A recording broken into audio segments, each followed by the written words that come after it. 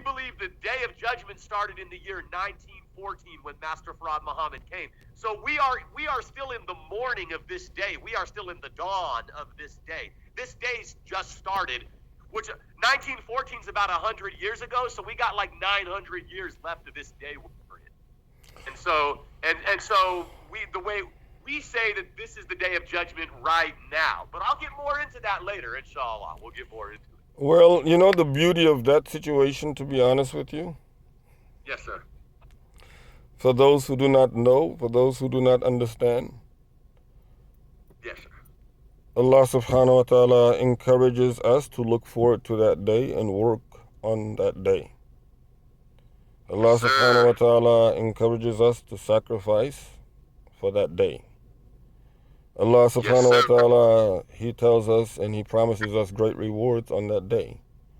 So, I ask you, why would I be reluctant to that day being today? What do you mean be reluctant to it? Okay, so, why is it that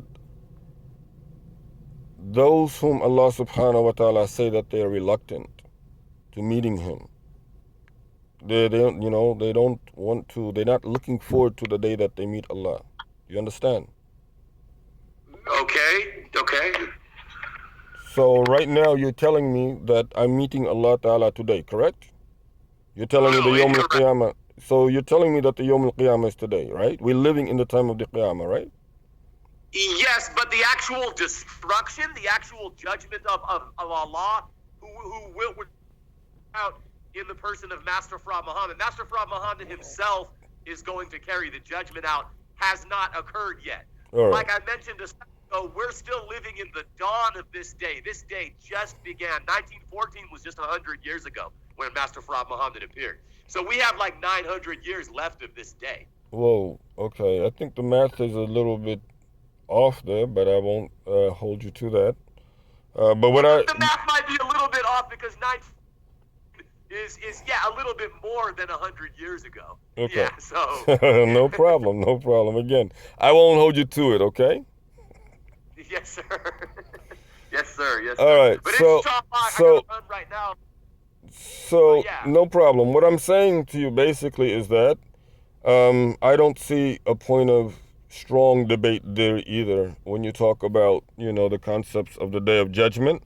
I still do want to take it one step at a time. I want to go through the Islam. I want to go through the tenets of Islam to make sure that the very basics, because in the Qiyamah, and when you talk about the Qiyamah, that's really, really the unseen perspective. As you mentioned, you're going back 100 years, and then, we really do, a lot of us cannot go back 100 years. Are you 100 years old? I don't even know anybody who's 100 years old. I don't think I talk to anyone other than my grandmother who's even in her 90s. So, the basics. I think if we just stick to the basics and we just go through those, I think we'll be able to come to, a number. And people need it. This is not something to discover who's right and who's wrong as much as it is to have something good come out of all of this. You understand? People, yes, the building part. People need to understand, you say you're Muslim or you say you're not Muslim. What does this mean? Al-Islam, okay, what does this really mean? What are the tenets of it? People need to understand that. So we're doing, I think so far, we're making, great progress as things are going along. We will, I think, going forward, we need to schedule like a time so that we know that we will, reach out to each other at that particular time. Today I said, let me make sure I let my brother Capsule know, that it's time to reach out. Last time I talked to brother Capsule, I had to go to class. And I hope he doesn't think that I'm trying to evade him in his questions. Yes, sir, my beloved brother, man. May Allah continue to bless you. You're a beautiful brother. Alhamdulillah. All of us, inshallah, Allah Ta'ala, He give us what He sees to be the best for us in this life as well as in the hereafter. We don't know where we're going. He knows it. This is something. So your family doing good, right? Absolutely. Alhamdulillah. When is All right. so when are when are you going to reach back out, or when are we going to talk again? Maybe tomorrow, or no, tomorrow might be pretty busy. Anytime during the week, Monday night, During the week. Okay. All right. Sounds like you have some things going on there. Yeah. Guys, do it. Give me this. Sorry. Oh, by the way, can I ask you one more thing? Yes. Did you hear any from the book club people at all? I tuned in a little bit. I was there in the WhatsApp, but I don't always tune in. But I can go back and interact more if you'd like me to, inshallah. Oh no, I'm just asking if the boys, if they reached out to you. Oh no, not in particular, but I don't mind reaching out. Interact, I mean, I'm just curious. As much as they were saying, give us his number, give us his number. We want him in the book club. Inshallah, maybe I'll go ahead and reach out then, and we can build. And they're really interested in the Malcolm X topic. Oh, okay, yeah, that's controversial. We can talk about that. I think there's with the Japanese press and the Honorable. They asked him what he thinks about Christianity, and the messenger said, Christianity is a white man's religion in which they associate sonship with God. Okay. And he said, we do not associate sonship with God. The messenger said, Master Farad Muhammad is not married. He does not have a wife. He don't need no son. He's capable of carrying out the judgment all on his own. You don't need no son to do the judgment. So, but inshallah, we'll get into it, brother. It'll be a positive build. Oh boy, that sounds like it's gonna be a field of work, to be honest with you. Going back and forth yes, about sir. who said what, when, how, why. Oh my goodness, brother. Oh yes. But yes, besides that, they're interested also in, you probably want to elaborate on the lineage. I try to explain to them that brother Malcolm was light skinned too, and they said, but Cap Seal is really light skinned. Well, I only have black blood from my mother's side. I'm only Mexican, and I've got some Jewish people in my family, but I come from a devil father who never took care of me. You know what I mean? So your mother was half Mexican, half black? Is that what you're saying? No. My mother's white, but she's mixed. We have Mexican and Jewish heritage in our family. Oh, Mexican and Jewish. Oh boy. Yeah, yes. So where does your black lineage actually come from then? Your mother's side. How does it come from your mother's side, if you don't mind me asking? Well, when I got my background check done, my DNA test, it showed that I have Ethiopian heritage actually. Okay. But I don't know how accurate. Yeah, only a small percentage of Ethiopian. So I'm mostly related to Eastern Europe, Turkey, and Germany. Wow. So you are actually a white black Muslim, my brother. Right on. I thought you would get a kick out of that, bro. That's funny. A white black Muslim. MashaAllah. All right, bro. Let's talk about it later on, inshallah. Jazakallah. Thanks for taking the call. I love you, brother. Much love. Love you. Assalamu alaikum. Alhamdulillah.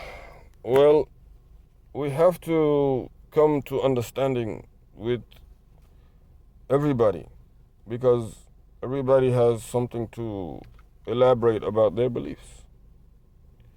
Our responsibility is to make sure that, what they're saying that they subscribe to, that they understand. Do you know what Islam means? Do you understand what Muslim means, really? Can you discover what the Quran says about these terms, So the other thing is that,